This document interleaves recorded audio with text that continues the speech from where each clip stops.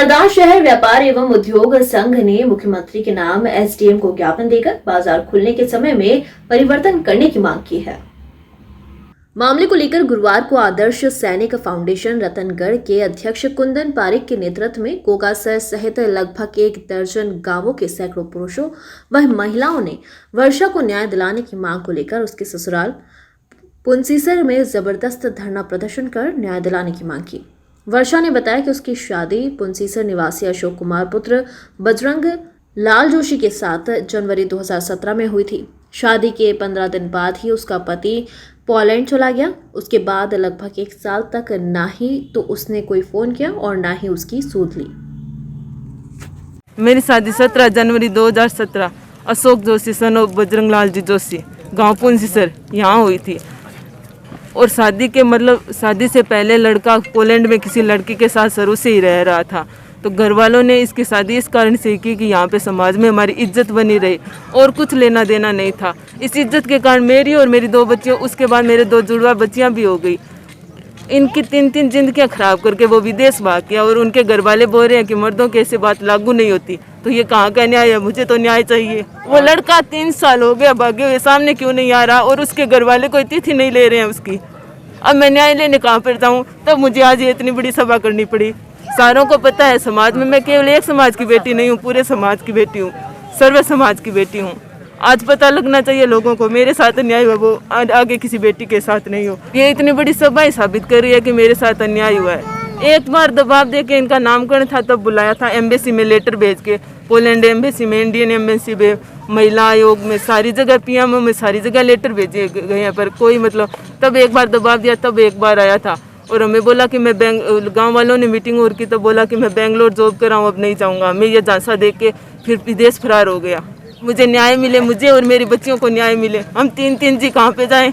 चूरू की रतनगढ़ तहसील के गांव गोगासर की वर्षा पुत्री विनोद कुमार पारिक उम्र 30 वर्ष ने अपने पति अशोक कुमार व ससुर बजरंग लाल जोशी निवासी पुंसीसर के खिलाफ अपनी शादी में तथ्य छुपाने का आरोप लगाया है। संघ के अध्यक्ष शिवरतन सर्राफ, मंत्री अशोक हरचंदानी व दीपचंद दुगर ने ज्ञापन में लिखा है कि वर्तमान में बाजार खुलने का समय सुबह 6 बजे से शाम 4 बजे तक का है। आप भली भांति अवगत हैं कि राजस्थान में जून महीने में भीषण गर्मी पड़ती है। ऐसे में महिलाएं व बच्चे खरीदारी करने के लिए नहीं आ सकते। सुबह 11 बजे महिलाएं घर की जिम्मेदारियों के कारण निकल नहीं सकती है। उसके बाद की गर्मी उन्हें घर से निकलने नहीं देती है। इसके साथ ही गांव में आने वाली बसें भी 10 बजे तक के लगभग पहुंचती है। ऐसे में सुबह 6 बजे से बाजार खोलने का कोई लाभ नहीं है। से अधिक है, फिर भी वहाँ पर शाम को 8 बजे तक बाजार खुल रहे हैं। तो यही हमने मांग की है कि चूंकि अपने संक्रमण भी कम है और भीषण गर्मी राजस्थान में सबसे अधिक है, तो हमने मांग की है कि बाजार खुलने का समय सुबह 9 बजे से लेकर शाम को 8 बजे तक किया जाए। और इसी क्रम में सरदार शहर के लोकप्रिय विधायक भंवरलाल जी से भी हमने अनुरोध किया है कि आप भी मुख्यमंत्री जी को इस संबंध में चर्चा करके और बाजारों को खुलवाने का समय संशोधित करवाएं। मेडिकल क्षेत्र में अपने द्वारा दी गई अच्छी सेवाओं के लिए 3 बार जिला स्तर पर सम्मानित हुए एएनएम उर्मिला जांगिड़ के साथ तहसील के गांव आसपालसर उप स्वास्थ्य केंद्र में दुर्व्यवहार का मामला सामने आया है। एएनएम पूजा रणसीसर ने बताया कि कोरोना काल में हमने अपनी व अपने परिवार की जान पर हथेली पर रखकर रोगियों की सेवा की है। फिर भी राजनीतिक हस्तक्षेप के चलते हमें मानसिक रूप से प्रताड़ित किया जा रहा है। कुछ लोग अपना राजनीतिक प्रभाव जमाने के लिए राजकार्य में बाधा उत्पन्न कर हमारे साथ मारपीट करने पर उतारू हो जाते हैं। ऐसे में हमारी सुरक्षा की क्या गारंटी है? पूजा ने एएनएम उर्मिला जांगिड़ के साथ हुए दुर्व्यवहार व झूठे मुकदमे का वापस लेकर दोषियों के खिलाफ सख्त कार्यवाही की मांग की।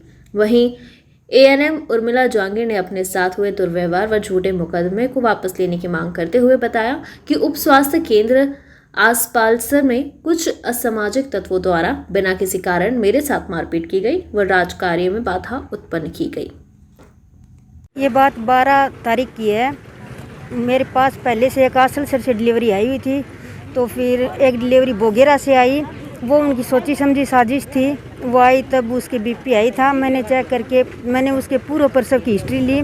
तेरा पहले प्रसव कहाँ हुआ? वो बोली बोगेरा, ये बीकानेर में हुआ। मैंने कहा बीकानेर का कारण?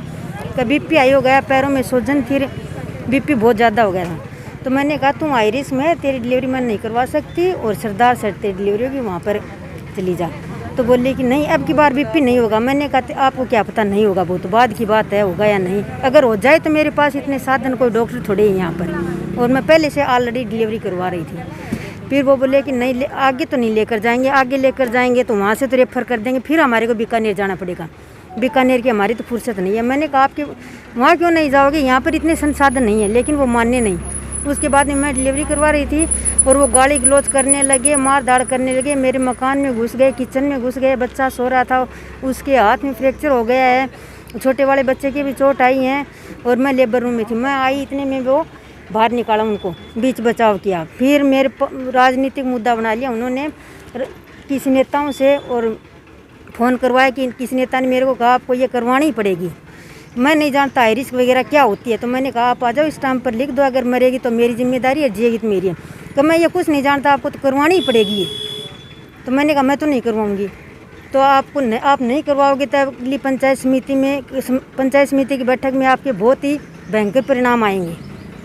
मेरे को ये फ़ोन पर धमकी भी दी किसी नेता ने, श्यामलाल जी। नहीं, हमारे गांव के 2 आदमी हैं जो काफ़ी टाइम से मेरे को परेशान कर रहे हैं। वो उनको मेरे से कुछ काम भी नहीं हुआ, उनके कोई डिलीवरी भी नहीं हुई अभी, लेकिन वो वैसे ही परेशान कर रहे हैं।